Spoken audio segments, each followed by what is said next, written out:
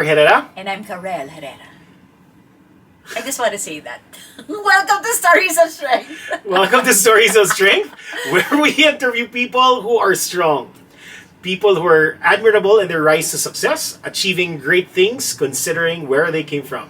And our guest for today, that's why siguro I'm chill. Because our guest for today is a friend of ours, a Yep. very dear friend of ours.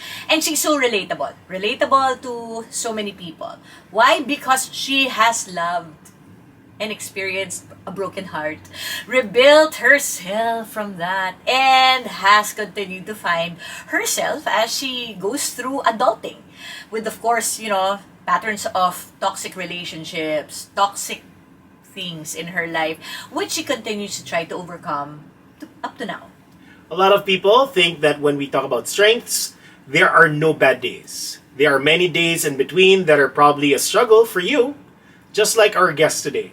But listen to how she picks herself up from these moments. She is an influencer, an awarded blogger. Yes, she is the twin of Dana Gutierrez, and both of them started the body positivity movement. Although she has become her own woman and her own person. She has also been a plus size model and has been working for the past few years for a digital marketing agency. So, ladies and gentlemen, let us get to hear the stories of strength of Stacy Gutierrez. Hello. Hi, Stacy. Hi, Hi, Stace. hello. Hi, Stace. So, I'm sure that our introduction a while ago about you is not enough. It's not going to be sufficient for the audience today who's going to listen and hear what we have to say. And siguro, to start off, sige, ikaw muna magpa-intro ng storya niya. Sige. Okay. Ang dami natin pwede pag-usapan. And Super. of course, for the people who do not know you yet, in siguro in 3 minutes, like ano lang, very short, like what's the story of Stacy? Wow. What is my story? Well, so for the past a good 10 years or more of my life was spent being an advocate with my twin sisters. So we pioneered the body positivity revolution here in the Philippines. Even before nag-start yung plus size empowerment and all of that, we were doing it from 2009 until 2017, ganyan. So it's been a good run. It's been a long run. And because of that advocacy, we had a lot of opportunities to represent different brands, to do some plus size modeling, do a lot of speaking engagements at different universities, different schools. So yun talaga yung naging kilala kami ng sister ko for. And then life happens, and then me and my sister had to be separated. Parang for the longest time, we always saw ourselves as a unit. And yun din, we were raised as twins. Parang it's always kambal. It's always Dana and Stacy. So I guess, being raised that way, we became too enmeshed to even realize na we are our own people. We're our own persons. And so it was only like 2 or 3 years ago when we really had to separate. And yun, I think that's another chapter of my life that really also made me evolve into who I am today. Na I really had to confront myself as me. Na okay, hindi ka sister ni Dana, hindi na kayo partners in crime forever. Like I'm alone. I'm really alone, and I am my own individual, and I really had to face that. And so that really taught me a lot. So I just turned 30. And sobrang big deal sa akin ang turning 30. Parang, oh my gosh, this is a new era for me. I'm a woman now. Parang it just really, yeah. So I got in a very serious relationship 2 years ago. Yeah, the relationship lasted for about 2 years then. And I really thought, ito na yon, like this is the one. Like I dated a lot of people. I also have my own colorful history when it comes to dating. Ayan. But this guy was really the guy that, I was really serious with, I was really committed to. And akala ko yun na yun. But then he broke up with me, and that just really broke me in so many ways.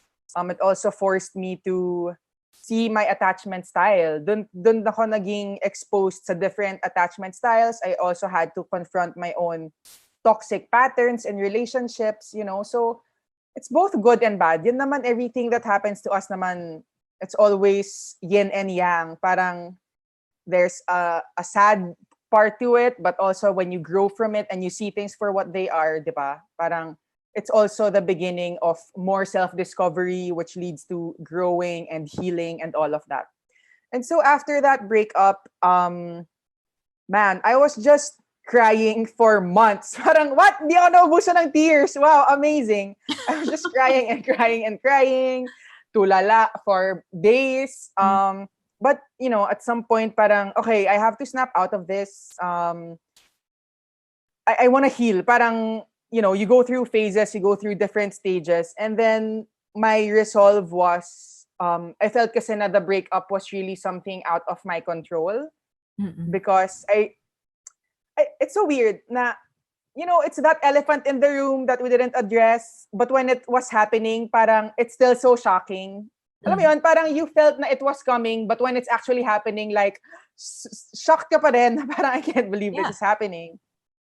And so my resolve then, since that season felt like, I was really out of, not in control of any of it, parang my way to take back control was to really focus on my fitness and my health, because I also let myself go in the relationship. Parang, you're in a relationship, kain lang kayo ng kain, and you're just together and laging on the couch watching movies and all.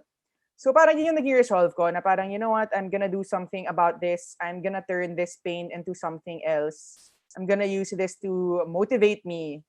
So doon ako nagsipag to really focus on my fitness. And that's when my fitness journey started. It was mga 6 months after the breakup, I was like, okay, I'm really gonna be committed to this. And once I committed to myself and my fitness, talagang no looking back na, as in tuloy na. And so during the pandemic, I lost mga 40 pounds. Wow. Yeah. So That's a child. Yeah, that's a child. And that's my leg. Anyway, thank you, Stacy. Grabe. If listening to you, ang laging pumapasok sa tenga ko is fighter. There are a lot of things that you had to fight for, doon pa lang sa body revolution, how people perceive big girls, yung fight mo with the breakup, yung fight mo with, being alone, and, parang all of a sudden, you're not a twin anymore. Parang alam mo yun? And now you have to establish, that's a big fight also. And also the fight of, facing your demons and your own parang past, and ang daming fights. And what would you say is the parang hardest fight that you had to face? Among all of those. Among all of those, dami. And simultaneous to nangyari, right? Yeah. I think if I'm really gonna be honest, the biggest fight is just always running back to my comforts na hindi naman healthy for me. Parang I always, growing up with a lot of trauma and a lot of it's been just a very difficult childhood.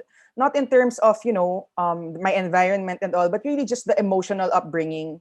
So I used to cope with, I'm such a hedonist, so I would turn to pleasures, all sorts of pleasures. Yes. Drinking, drugs, boys, food.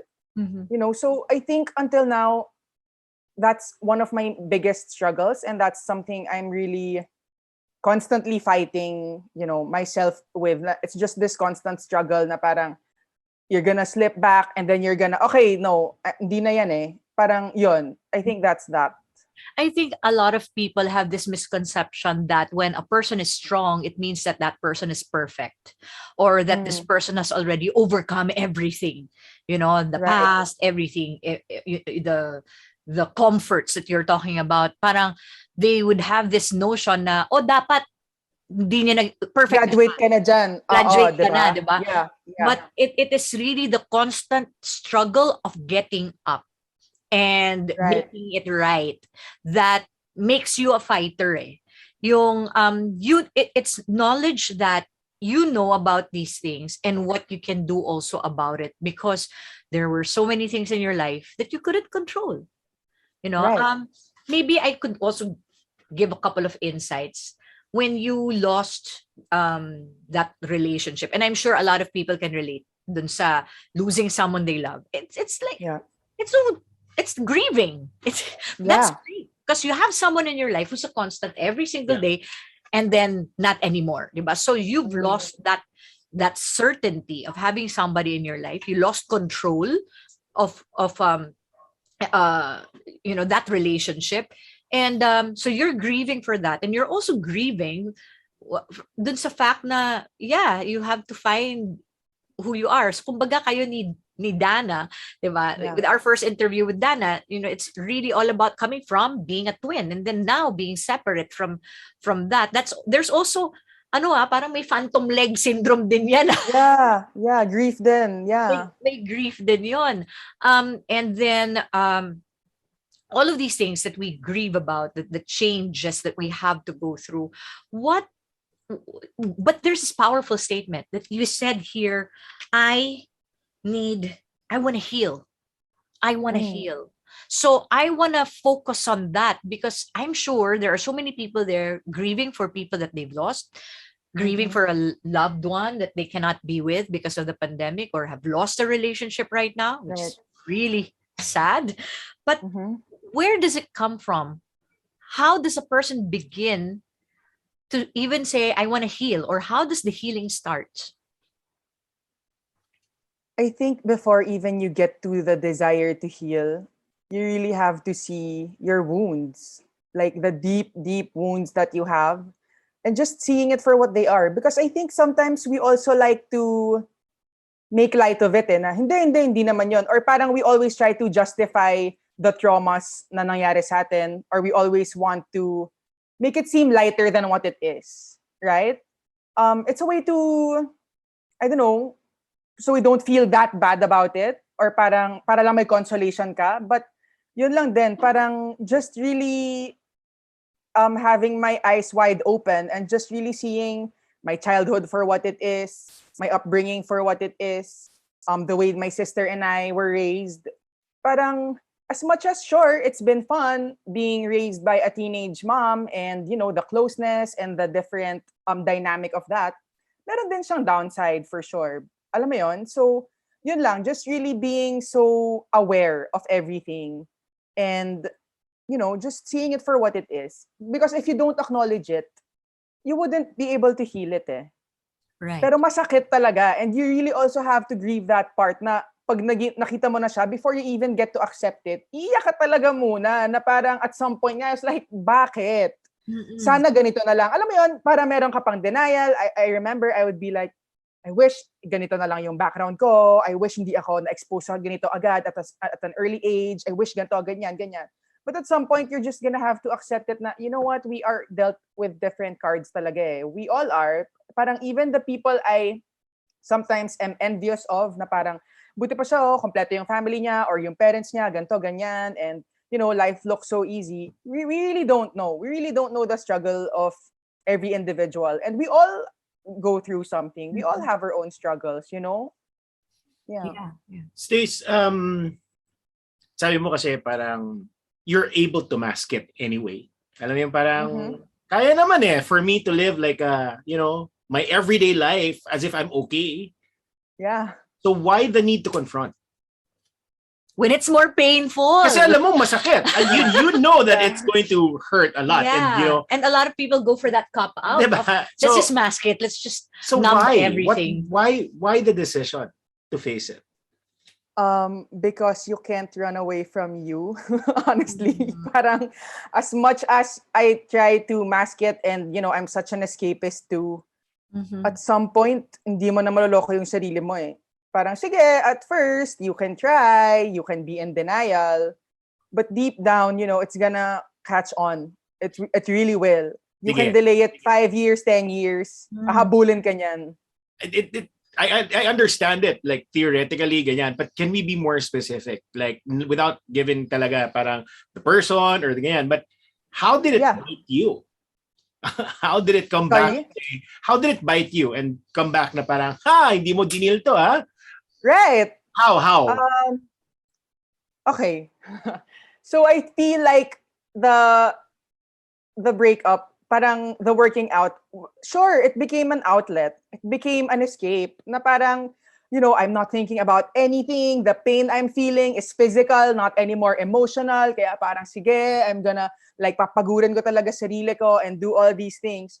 But then, when an opportunity presents itself and you think na parang, oh, I'm okay, maybe I'm over my ex. And then, let's say someone comes along and, tries to get to know you, and then you're interested in this person.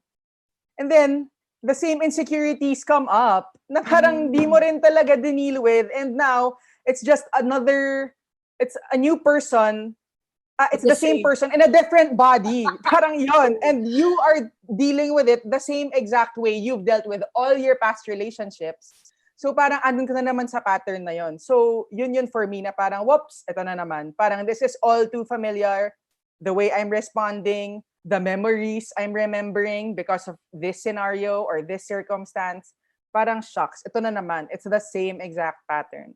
Ang galing. And that's why you said that, okay, I'm done with this. Yeah. I want to face it. I want to do something about it.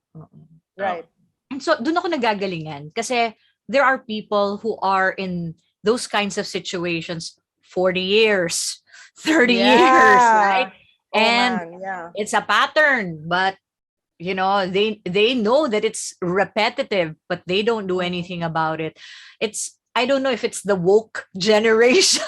Yeah. But even before she got to age 30, she had that realization, and we started talking before you turned 30 because you wanted to do something about it. So galing lang, and that's the reason why you are a guest here. So when you say, okay, I'll do something about this, meron lang akong commercial question, because you talked about the body positivity revolution. You talked about that, and that's really self-love, whatever shape, whatever form. And then you come in with a new narrative of be fit, work out. How did you align that? And I'm sure you had detractors. Yeah. You did? Yeah.